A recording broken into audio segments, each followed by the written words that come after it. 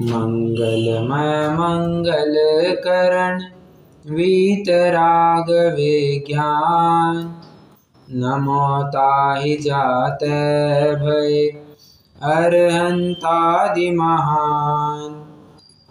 करि मंगल करि हो महा ग्रंथ करण को काज, जाते मिले समाज सब पावे निज पद राज। बहुविधि मिथ्या गहन करि मलिन भयो निज भाव, ताको होत अभाव है सहज रूप दर्शाव। श्वेतांबर मत खंडन का प्रकरण हमारा चल रहा है। सर्वप्रथम तो श्वेतांबरों के उनकी जो मुख्य मान्यता है कि हमारे जो ग्रंथ है वो गणधरों द्वारा बनाए हुए हैं, और फिर उस प्रकार में इन जो भी बातें मानते हैं उसमें कितने पद आते हैं, इन सब बातों को लेकर के उनका जो मानना है, उनकी जो मान्यता है वो योग्य नहीं है, ये सिद्ध किया गया। फिर 4 लिंगों से मुक्ति का निषेध, ये प्रकरण चलाया गया। और कल का प्रकरण था अछेरों का निराकरण।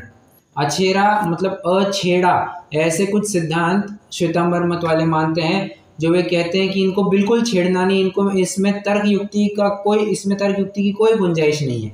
तो पंडित साहब ने एक ही तर्क अपनी तरफ से रखा था। अब ठीक है, अछेड़ा कह रहे हो, परंतु ये प्रत्यक्ष और अनुमान से विरुद्ध नहीं होना चाहिए, प्रमाण विरुद्ध नहीं होना चाहिए। अछेड़ा तो प्रत्येक जन कहता है, जैसे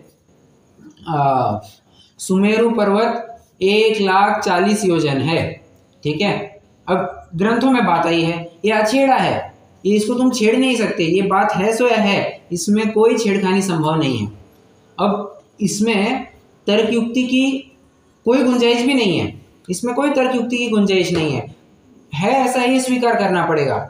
परंतु तुमने जो ये माना क्या कि वीर जिनेश्वर ये गर्भ कल्याणक इनका किसी माता के गर्भ में हुआ, फिर जन्म कल्याणक किसी और माता के यहाँ हुआ, मतलब गर्भ ट्रांसफर हो गया, एक व्यक्ति के 2 माता होना कहते हो, बाद में उनके 2 पिता होना कहते हो, सो लोक में तो ये गाली है विशेष। और तुमने ऐरे गहरे तो छोड़ो, तुमने महापुरुषों के लिए ऐसे निंदे वचन कहे, सो कौन युक्ति है? तो ये बात भी बिल्कुल बैठती, योग्य नहीं लगती है। फिर एक प्रकरण अछेड़ा में ये आया था, मल्लीनाथ को मल्ली बाई कह करके उनको स्त्री संज्ञा देते हैं और कहते हैं कि स्त्री का मोक्ष होता है, सो वह ये बनता ही नहीं है। और यदि होता तो तुम एक हाथ तो मल्लीनाथ के नग्न अवस्था में स्त्री पद को धारण किए हुए एक हाथ तो मंदिर बनाओ, और जबकि वे एक भी ऐसा मंदिर नहीं बना पाए, एक भी मंदिर नहीं बना पाए। सभा में एक स्त्री नग्न अवस्था में उपदेश दे रही है, ये शोभा को प्राप्त होगा क्या? शोभा को प्राप्त नहीं होता है।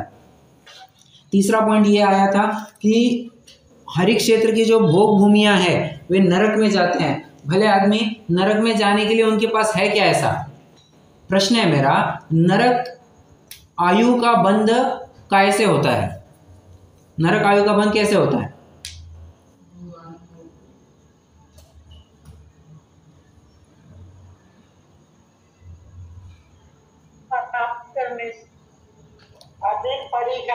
और अधिक बराबर जा रहे हैं। आरंभ बहु परिग्रह, ये नरक आयु के बंध का कारण बताया गया है। अब भोग भूमि की व्यवस्था आप जरा विचार कीजिए, यहाँ पर संग्रह करने का कोई स्कोप ही नहीं बचता है, आरंभ करने का वैसे ही स्कोप नहीं बचता है। क्यों? कुछ विकल्प हुआ कि मुझे अभी क्षुधा का शमन करना है, क्षुधा को उपशांत करना है, मुझे भूख मिटानी है, क्या करेंगे? बस कल्प वृक्ष के नीचे जाएंगे और मनवांछित जो भी वस्तु होगी वो लेंगे, उसका सेवन कर लेंगे, बराबर है। तो उनको आराम करना ही नहीं पड़ता इसको लेकर के, पॉइंट नंबर 1। पॉइंट नंबर 2, उनको संग्रह करने का भी कोई विकल्प नहीं रहता। क्यों? क्योंकि संग्रह तभी किया जाता है जब स्वयं को दूसरे से ऊंचा दिखाना होता है। अब यहाँ पर दूसरे से ऊंचा दिखाने के लिए कोई स्कोप ही नहीं बचता। जैसे वो युगल, भोग भूमिया युगल कल्प वृक्ष के नीचे जाकर के ये विकल्प करे कि हमें एक 10 मंजिला बंगला चाहिए, हम दोनों के रहने के लिए ही 10 मंजिला बंगला चाहिए, ठीक है, मिल जाएगा। अब उसी समय पर दूसरा एक जोड़ा आ गया, उन्होंने कल्प वृक्ष के नीचे जाकर के इच्छा की कि हमें 10 नहीं 50 मंजिला बंगला चाहिए, ठीक है, 50 मंजिला मिल जाएगा। कोई आकर के कहता है नहीं मुझे 100 मंजिला चाहिए, अरे ऐसा तो जिसको जो चाहिए उतना मिल जाएगा। और जो पहला जोड़ा है वो भी अगर ये कहे कि मुझे 100 मंजिला चाहिए, उसको 100 मंजिला मिल जाएगा। कहने की बात इतनी है कि यहाँ पर कंपटीशन कर करके करोगे क्या, क्योंकि तुम जो मांगते हो वही की वही बात या उससे ज्यादा भी बात उसका तुम्हारा पड़ोसी मांग लेगा, इसलिए यहाँ पर संग्रह करने का कोई स्कोप ही नहीं बचता। तो ना आरंभ करने का स्कोप बचता है, ना परिग्रह करने का स्कोप बचता है, तो नरक में जाएगा ही कैसे, इसलिए नरक में जाना संभव नहीं है, ठीक है। और मंद कषाई होते हैं, ये मंद कषाई होते हैं, मृदु स्वभावी होते हैं, इसलिए ये स्वर्ग में जाते हैं, ये बात समझ लेनी चाहिए। इनके तिरछे परिणाम, आड़े परिणाम नहीं होते हैं, इसलिए तिर्यंच गति में नहीं जाते हैं। और अल्पारंभ परिग्रहत्वम क्या है वो, अल्पारंभ परिग्रहत्वम मानुषस्यायुषः, बराबर, मनुष्य आयु के बंध के कारण है। हालांकि उनका उतना भी आराम नहीं बनता होगा, अल्प आराम कुछ करेंगे, इसलिए उनके स्वर्ग में ही जाना बनता है, ये मनुष्य में नहीं जा सकते, इसलिए स्वर्ग में ही इनका जाना होता है, ये नियम है। और तुमने जो कहा कि नरक में जाते हैं, सो पे बात बैठती नहीं है। 2 पॉइंट और बताए थे कि तीर्थंकर दिगंबर में भी तो काल दोष से कितने ही ऐसी बातें मानी है, जैसे चक्रवर्ती का मान भंग होना, तीर्थंकर के पुत्री का होना। सो इसमें दिक्कत क्या है, जैसे किसी साधारण व्यक्ति को होती है वैसे किसी बड़े व्यक्ति को हो गया, इसमें दिक्कत क्या है। परंतु तुमने गर्भधारण आदि जो कार्य कहे, गर्भहरण आदि जो कार्य कहे, ये तो महानिंद्य कार्य है, ये तो प्रत्यक्ष अनुमान से विरुद्ध लगते हैं, तुमने उसकी अनुमोदना कैसे की, ये बात जमती नहीं है। और लास्ट में एक पॉइंट उठाया था कि सर्वार्थ सिद्धि के देव मन ही में कुछ प्रश्न करते हैं और केवली भगवान भी मन ही से उत्तर देते हैं। सो दोनों तरफ से पकड़ लिया बाबा, दूसरे के मन की बात को जानने के लिए तुम्हें मन पर्य ज्ञान होना चाहिए, और सर्वार्थ सिद्धि के देव चौथे गुण स्थान के ऊपर जाते नहीं, मन पर्य ज्ञानी होते हैं, छठे सातवें गुण स्थान वर्ती मुनि ही होते हैं, और मुनि के अलावा मन पर्य ज्ञान किसी को होता नहीं है। तो तुमने दूसरे के मन की बात जानी कैसे, पॉइंट नंबर 1। पॉइंट नंबर 2, और तुम जो कह रहे हो ना केवली ने मन के द्वारा उत्तर दिया, उनके तो सिर्फ आकार मात्र द्रव्य मन रहा है, भाव मन तो उनका पूरी तरह खत्म हो चुका है। क्यों, अरे भाव मन इज नथिंग बट शैपशमिक ज्ञान। अब जिनके शैपशमिक ज्ञान ही नहीं रहा तो भाव मन की भी सत्ता हम कैसे स्वीकार करेंगे, बात नहीं बनती है। इसलिए इनका जो कहना है कि सर्वार्थ सिद्धि वाले मन में विकल्प करते हैं, प्रश्न पूछते हैं और मन से ही उत्तर मिलता है, ऐसा नहीं है, ये मान्यता ठीक नहीं है। अब आज अपना नवीन प्रकरण चालू होगा। श्वेतांबर मत कथित देव गुरु धर्म का अन्यथा स्वरूप। सबसे पहले देव का अन्यथा स्वरूप, इसको यहाँ से उठाया जा रहा है। अब देखिए पहला ही पॉइंट ये लिया जा रहा है, श्वेतांबर मत वाले क्या मानते हैं कि ये जितने भी तीर्थंकर है, अरहंत है, ये क्षुधा दोष से युक्त होने से इनका आहार होना होता है, ये आहार करते हैं, ऐसा उनका कहना है। आगे चल करके वे कवलाहार करते हैं, ये पॉइंट को भी लिया जाएगा, परंतु यहाँ पर पहला पॉइंट तो लिया जा रहा है कि ये आहार करते हैं, ठीक है, केवली भगवान आहार करते हैं ऐसा बताया गया है। तो देखिए इसमें मैं ना 1-2 पॉइंट थोड़ा अपनी तरफ से कहना चाहूँगा। दोनों तरफ से विचार कीजिए, क्या तुम आहार से ये मतलब तो नहीं रखती कि कर्म आहार करते हैं। यदि तुम कर्माहार कह रहे हो, नो कर्माहार कह रहे हो, सो तो हम प्रत्येक क्षण में प्रत्येक समय में मानते हैं, तो इसमें तुम्हारी और हमारी तो बिल्कुल मैच हो जाती है, तो इसमें कोई आपत्ति नहीं है। यदि तुम ये कहोगे कि नहीं हम कबला आहार की बात कर रहे हैं या जिस प्रकार से मनुष्य भोजन आदि करते हैं उसकी बात कर रहे हैं, तो फिर उसमें बहुत बड़ी दिक्कत है। कैसे दिक्कत है, सबसे पहले सॉरी मैंने तो भोजन के ऊपर डायरेक्टली चालू कर दिया। इसके पहले का पॉइंट, उनके क्षुधा नामक दोष का सद्भाव बताते हैं। मैंने अगला पॉइंट सॉरी पहले ही कवर कर लिया, बट क्षुधा नामक दोष का सद्भाव मानते हैं केवलियों के। अब क्षुधा नामक दोष भी कहते हो, और अनंत का स्वरूप बताना, अनंत के 4 चतुष्टय में क्या क्या आता है?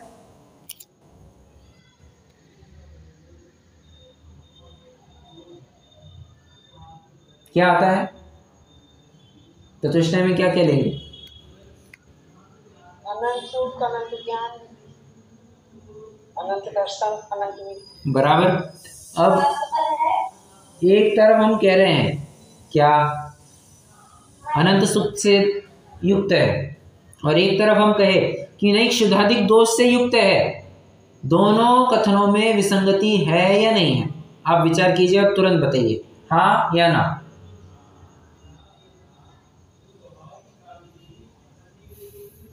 दोनों कथनों में विसंगति है या नहीं है?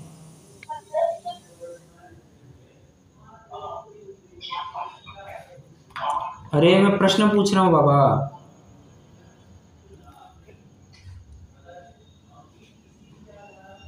क्या?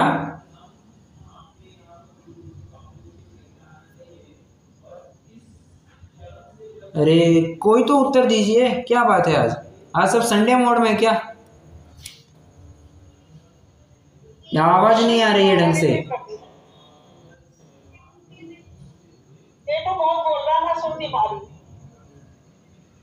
आवाज आ रही है मेरी बराबर?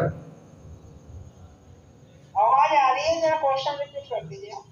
अरे क्वेश्चन मैं ये पूछ रहा हूँ कि एक तरफ हम कह रहे हैं कि केवली भगवान अनंत सुख से युक्त है, और एक तरफ हम कह रहे हैं कि हम मतलब श्वेतांबर मत वाले कहते हैं कि इनके क्षुधा नामक दोष पाया जाता है। दोनों कथनों में विसंगति है या नहीं है?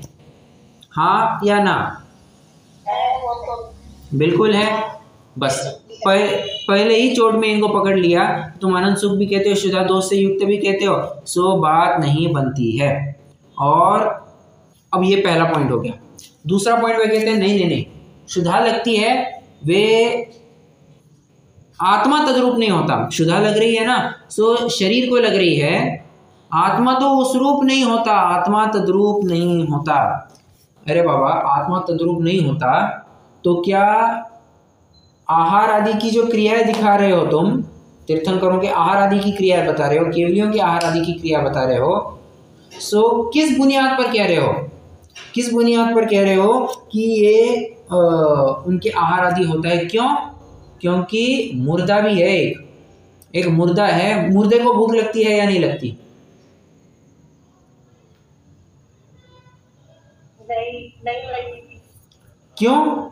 अरे उसमें चेतना ही नहीं है, तो वो क्षुधा का वेदन करने वाला वो जो आत्म तत्व है, वो जो आत्मा है वही नहीं रहा, तो तुम भोजन आदि की क्रिया में क्यों प्रवृत्त करोगे? भोजन की क्रिया में तो वही प्रवृत्त करेगा ना जिसको क्षुधा लगी हो। जिसको क्षुधा ही नहीं है, जिसको भूख ही नहीं लगी है, वो कुछ खाएगा क्या? कुछ नहीं खाएगा। बराबर। बस यही बात कही जा रही है कि यदि आत्मा तद्रूप नहीं होता तो फिर ये क्रिया क्यों दिखाई दे रही है? यदि सिर्फ शरीर को ही भूख लगती है, आत्मा तद्रूप नहीं होता, सो तो बात बैठती है नहीं, सो तो बैठती नहीं है बात। आत्मा तद्रूप नहीं होता ये कैसे कह सकते हो? क्योंकि आत्मा तद्रूप हुए बिना ये कार्य दिखाई ही नहीं देंगे तुम्हारे। ठीक है। अब वो अगला तर्क रखता है, वो कहता है नहीं नहीं, जिस प्रकार तीर्थंकरों के केवलियों के विहार होते हैं उसी प्रकार उनके आहार होते हैं। क्या क्या तर्क क्या दे रहा है? जिस प्रकार केवलियों के विहार होते हैं उसी प्रकार इनके आहार भी होते हैं। पंडित साहब ने इतना जबरदस्त तर्क दिया है, वे कहते हैं विहार और आहार, तू इन दो अलग अलग वस्तुओं को क्यों कंपेयर कर रहा है? विहार तो बिना इच्छा के भी हो जाता है, आहार बिना इच्छा के नहीं हो सकता। कैसे बताइए जरा, कैसे?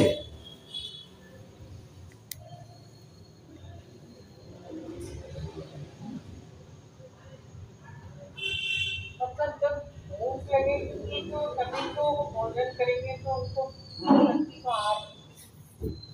थोड़ा फिर से एक बार, आवाज नहीं आ रही है।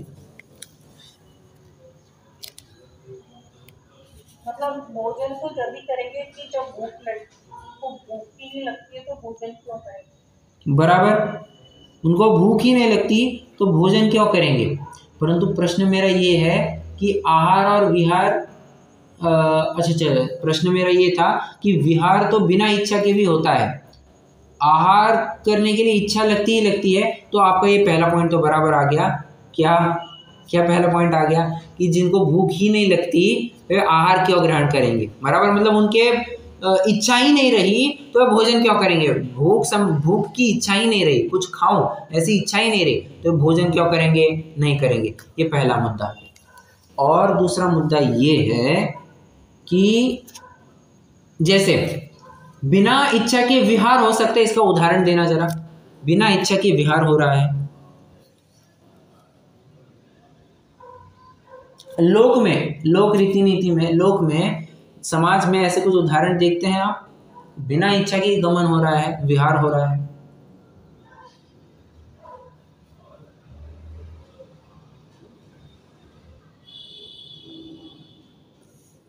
कुछ तो बोलिए।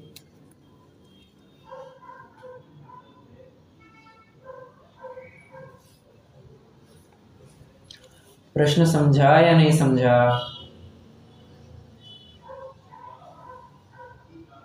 मतलब केवली भगवान के बिना इच्छा के विहार। केवली को छोड़ दीजिए, केवली की तो बात चल रही है, परंतु अभी लौकिक व्यवस्था में आप ये कुछ उदाहरण देख सकते हैं कि अब बिना इच्छा ही गमन हो रहा है। अरे जैसे भूत प्रेत चेट गया, ठीक है, भूत प्रेत चेट जाए तो बिना इच्छा के गमन होता है या नहीं होता है?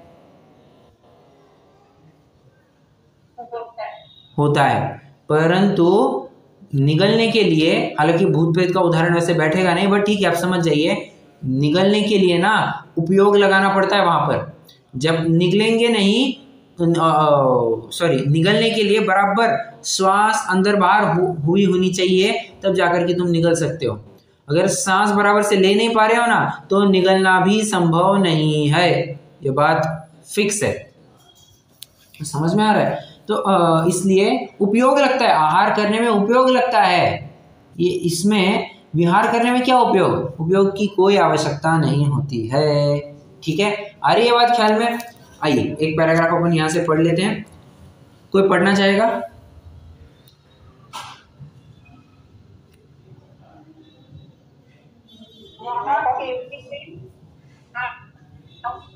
पढ़िए पढ़िए आप पढ़िए पढ़िए। अरे पढ़िए आप पढ़िए। चलिए कुमकुम जी आज आप पढ़ लीजिए। हाँ शुरू करके पढ़ लीजिए। क्या क्या?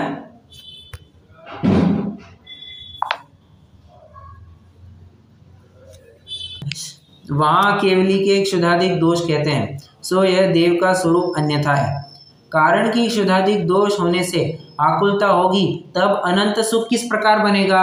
पहला मुद्दा क्लियर हो रहा है, दोनों बातों में विसंगति है। तुम एक जगह शुद्धा दोष से युक्त कहते हो, एक जगह अनंत सुख से युक्त कहते हो, दोनों बातों में विसंगति है, तुम कैसे मानते हो? परस्पर विरुद्ध कथन हो गया, स्ववचन बाधित दोष हो गया।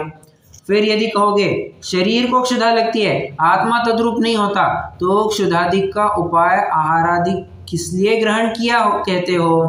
बराबर, मुर्दा अकेला तो आहार लाने जाएगा नहीं, वो मुर्दे को चलाने वाला वो जीव ही तो होगा। बराबर, मुर्दे को चलाने वाला वो जीव है, मतलब जीव को इच्छा हुए बिना वो भोजन ग्रहण नहीं करेगा। ये भी बात समझने लायक है। आगे अब ये दूसरा पॉइंट हो गया। तीसरा पॉइंट, शुद्धादि से पीड़ित हो तभी आहार ग्रहण करेगा। अगला तीसरा पॉइंट अभी चालू हो रहा है। फिर कहोगे जिस प्रकार कर्मोदय से विहार होता है उसी प्रकार आहार ग्रहण होता है। सो विहार तो विहायोगति प्रकृति के उदय से होता है और पीड़ा का उपाय नहीं है, तथा वह बिना इच्छा भी किसी जीव के होता देखा जाता है। आगे बात बिना इच्छा के भी देखने में होता है, तथा आत्मा पवन आदि को प्रेरित करे तब निकलना होता है, इसलिए विहारवत आहार नहीं है। तुम जो आहार और विहार को एक कह रहे हो, ये बात योग्य नहीं है। ठीक है, चलो पहले पैराग्राफ में किसी को कोई दिक्कत?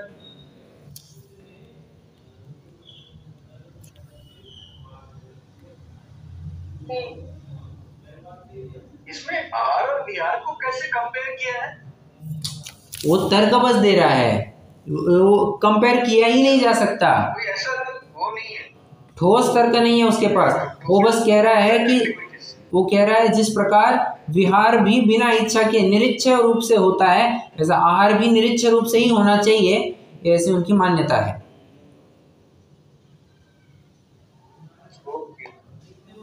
परंतु ये मान्यता ठीक नहीं बैठती है, तो उसका खंडन यहाँ से किया गया। अब अगला पॉइंट देखिए, अगला पॉइंट मतलब ये एक पैराग्राफ हो गया, नहीं रुको, क्षुधा का ही चल रहा है, अभी भी क्षुधा का ही चल रहा है, क्षुधा का चलेगा, थोड़ा लंबा ही चलेगा। देखो कितनी सफलता मिलती है।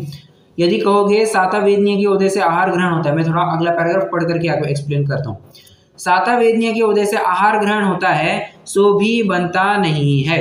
अब ये पहले पॉइंट के ऊपर से आप जरा विचार कीजिए, क्या जरूरी है जो जो भोजन करता है वो सुखी होना चाहिए, उसके साता का उदय होना चाहिए, और जो भोजन नहीं कर रहा है उसके असाता का ही उदय होना चाहिए?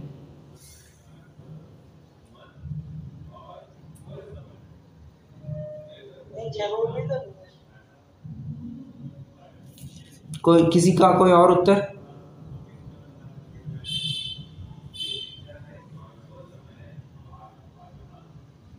प्रश्न क्या है, चलो ये तो रिपीट कीजिए कोई। वैसे तो जो भूख लगती है वो तो असाता के उदय से लगती है। ठीक है, और मिलने पर थोड़ी सादा तो होती है, उस ग्रह वहाँ पर तो सादा होती है। किसको? जिसे भूख लगी, जिसके भूख लगी उसको आप साता कह रहे हो? साता के उदय से भूख लगी लेकिन आहार मिला तो साता होगी ना, थोड़ा सा उसे शांति तो मिलती है। अच्छा, आप ऐसा कहना चाह रहे हैं, मैं थोड़ा सा अलग रूप से सोच रहा हूँ। देखो, जो जो भी भोजन कर रहा है जरूरी नहीं है उसके वो सुखी ही होगा। अगर उसके थाली में ज़्यादा आ गया है तो निरीक्ष रूप से खा रहा है नहीं खा रहा है, झूठा तो डालेगा नहीं। बट आधी रोटी ज़्यादा आ गई गलती से, पड़ोसी को परोसनी थी, पड़ोसी मतलब अपने बाजू में जो बैठे हैं उनको आधी रोटी देनी थी, गलती से अपनी थाली में आ गई वो आधी रोटी, तो प्रश्न ये है निरीक्ष रूप से खा रहा है नहीं खा रहा है? खा रहा है। और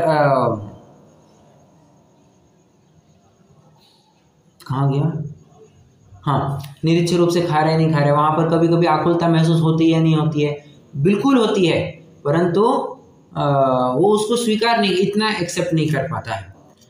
मैं थोड़ी सी कुछ अलग ही बात कहना चाह रहा हूँ, आप सिद्धांत थोड़ा कंक्लूजन समझ लीजिए। कंक्लूजन ये है कि ज़रूरी नहीं है आहार करने वाले के साता का ही उदय पाया जाए और आहार नहीं करने वाले का असाता का ही उदय पाया जाए। दोनों भी बातें संभव है, दोनों भी बातें संभव है। और साता का क्या है, जिसके साता का उदय होगा उसको तो भूख ही नहीं लगेगी, जिसके साता का उदय होगा उसको तो भूख ही नहीं लगेगी, और भूख ही नहीं लगेगी तो आहार कोई क्यों करेगा? ये भी एक पॉइंट यहाँ से उठाया गया है। चलो एक पैराग्राफ पढ़ लेते हैं। यदि कहोगे साता वेदनीय के उदय से आहार ग्रहण होता है सो भी बनता नहीं है। यदि जीव क्षुधादि से पीड़ित हो पश्चात आहार आदि ग्रहण से सुख माने, उसके आहार आदि साता के उदय से कहे जाते हैं। आहार आदि का ग्रहण साता वेदनीय के उदय से स्वयमेव हो ऐसा तो है नहीं। यदि ऐसा हो तो साता वेदनीय का मुख्य उदय देवों के है, वे निरंतर आहार क्यों नहीं करते तथा महामुनि उपवास आदि करे, उनके साता का भी उदय है और निरंतर भोजन करने वालों का भी असाता का भी उदय संभव है। अरे असाता का उदय संभव है, ये इसके लिए मेरे पास एक प्राइम एग्जाम्पल है। हमारी बुआ की सासू जी, वे ये लगभग है बहुत साल पहले की बात है, ये 2001-2 के करीबन की कोई बात होनी चाहिए, उसके पहले की कोई घटना होनी चाहिए। भोजन करते करते उनको हार्ट अटैक आ गया और वो गुजर गई। क्या सही सुन रहे हैं आप? भोजन करते करते उनको हार्ट अटैक आ गया, मतलब असाता का उदय, और आयु भी पूरी हो गई, डेथ वहीं पे खत्म। और कोई कोई कितने ही दिन तक भूखा रहता है, कितने ही दिन तक भूखा रहता है, ये रास्ते पर कितने ही चौराहों पर ये इतने गरीब भिखारी लोग मिलते हैं, कितने ही दिन तो इनको कुछ खाने को नहीं मिलती होता। जीते हैं या नहीं जीते हैं? जीते हैं या नहीं जीते? बिल्कुल जीते हैं। तो कहने की बात मेरी इतनी है कि ज़रूरी नहीं कि नहीं खाने वाला ही नहीं खाने वाला दुखी होना चाहिए और खाने वाला सुखी होना चाहिए, ऐसा भी नहीं है, क्योंकि उल्टा भी पाया जाता है। चलो, इसलिए जिस प्रकार बिना इच्छा विहाय गति उदय के विहार संभव है, उसी प्रकार बिना इच्छा केवल सातवेदनीय ही के उदय से आहार का ग्रहण संभव नहीं है। मैं आपको 1 मिनट दे रहा हूँ। ये जो अभी 2 लाइनें पढ़ी, इन 2 लाइनों को फिर से पढ़िए और इसमें कौन से प्रकार का उदाहरण फिट बैठेगा ये आपको मुझे बताना है। मैंने आपको उदाहरण का एक विशिष्ट विशेषण बताया था कि एक विशिष्ट प्रकार का उदाहरण होता है, वो उदाहरण का नाम मुझे चाहिए। इसे कहते हैं व्यतिरेकी उदाहरण। व्यतिरेकी उदाहरण मतलब क्या होता है? मैं कहूँगा ए और मैं जब ए कह रहा हूँ तो इससे सिद्ध होता है कि बी गलत है। ठीक है, मैं अगर ए कहता हूँ तो बी गलत है, ये सिद्ध हो जाता है। उसी प्रकार की ये व्यतिरेकी उदाहरण होते हैं। जिस प्रकार बिना इच्छा विहाय गति संभव है, परंतु उसी प्रकार बिना इच्छा आहार तो संभव नहीं है। विहार हो सकता होगा, आहार तो वैसा संभव नहीं है। ठीक है, चलो अगले पेज पर आ जाइए। अब अगला पॉइंट तो और ज़बरदस्त कह रहा है। वो कह रहा है, क्या बात करते हो, ये जितने परिचय है, कितने परिचय है?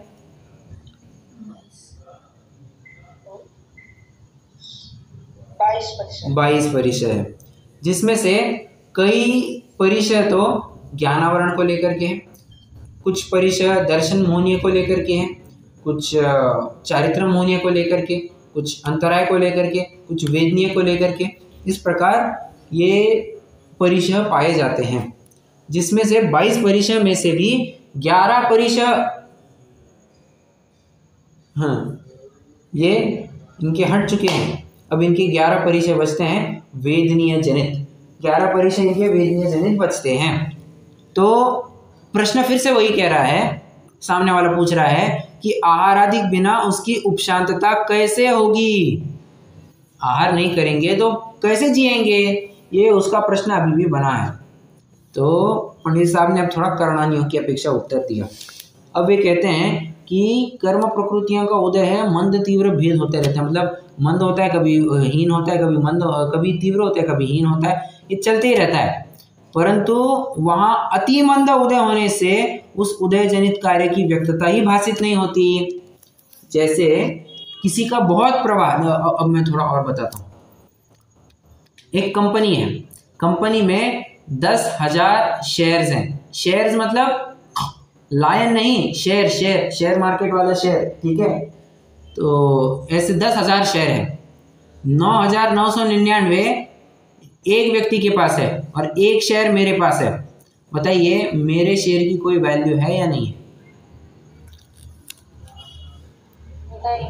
नहीं, कोई वैल्यू। क्या क्या? कुछ नहीं, मैं तो वैसा बोल रही थी कि उसका जो भाग तो है ही ना, उसमें उसका दाम थोड़ा सा।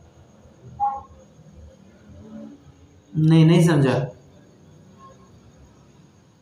नहीं, जैसा है मतलब वो भी तो उसका भागीदार है ही, 400 रुपये को लेकर है, 200 रुपये को लेकर। हाँ, मैं तो वैसा बोल रही। हाँ वो तो होगा,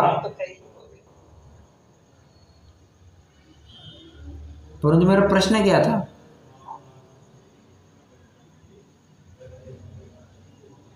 तो था कि उसकी कुछ वैल्यू है या नहीं। बराबर, उसकी कुछ वैल्यू है या नहीं है।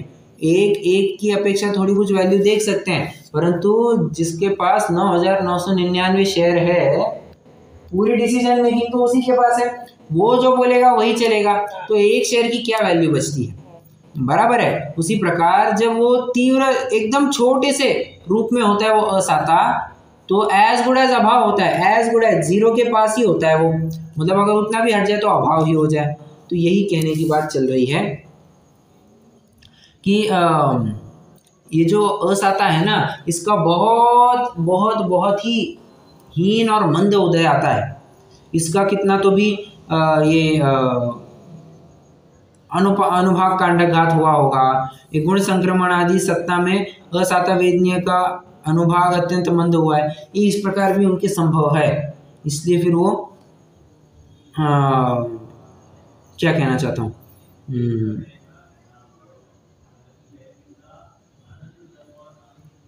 वो असाता इतना छोटा है, असाता इसमें इतना छोटा होने का ये कारण है।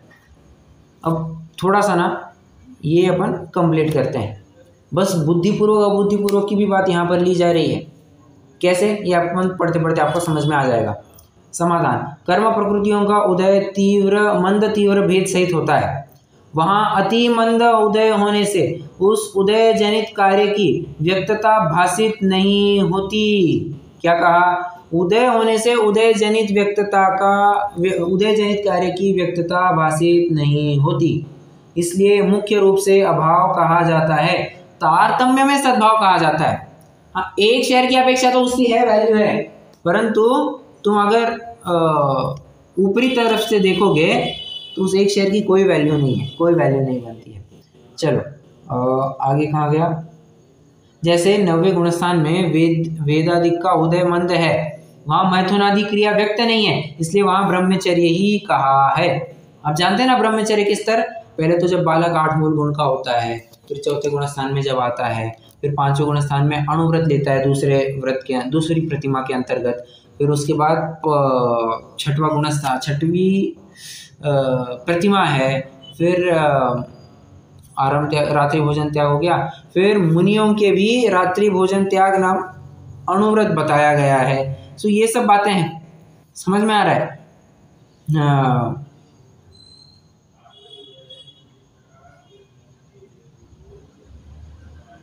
90 गुणस्थान में वेदादिक का सद्भाव, हाँ वेदादिक का सद्भाव, इसलिए मैथुन का सद्भाव कहा जाता है। हाँ, उसी प्रकार केवली के असाता का उदय अति महा, मैं तो इस तरह इसलिए कह रहा था कि ये 6वें गुणस्थान तभी रात्रि भोजन का एक है, और उसके ऊपर फिर रात्रि भोजन तो छूट ही जाता है। ब्रह्मचर्य का भी ऐसा ही है। मैंने रात्रि भोजन का कहा क्या, नहीं ब्रह्मचर्य का कहना था। 4थे गुणस्थान तक ठीक था, 5वें गुणस्थान में भी दूसरी प्रतिमा में ले लेना, फिर उसके बाद तुरंत देख सकते हो 6वीं प्रतिमा दिवा मैथुन त्याग, 7वीं प्रतिमा ब्रह्मचर्य प्रतिमा, फिर महाव्रत 6वें 7वें गुणस्थान में होंगे तब महाव्रत होंगे, और ब्रह्मचारी करणानियों की दृष्टि में तो तभी होगा कब,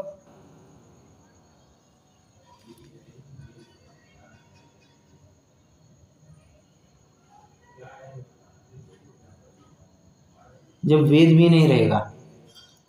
ब्रह्मचारी तो तभी होगा जब ये वेद भी नहीं रहेगा, ऐसी बात है। 9वें गुणस्थान तक वेद पाए जाते हैं तो इनको ब्रह्मचारी कैसे कह सकते हो, नहीं कह सकते। तो करणानियों की ऐसी बात अपन को समझनी पड़ेगी।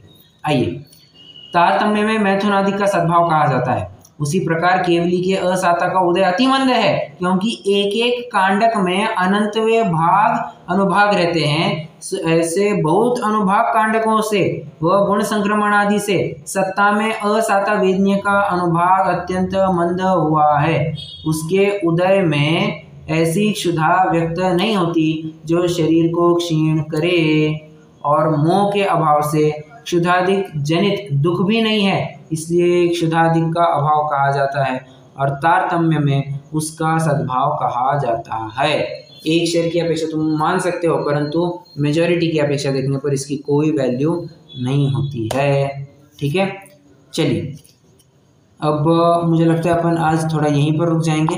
किसी को कोई प्रश्न हो तो पूछ सकते हैं।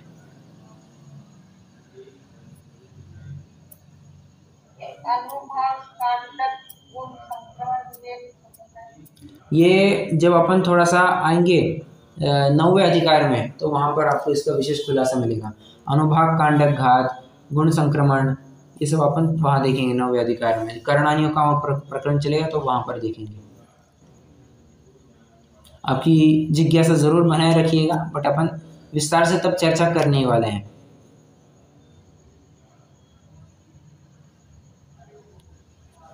डन, रुकते हैं। चलिए जन्म स्तुति करेंगे।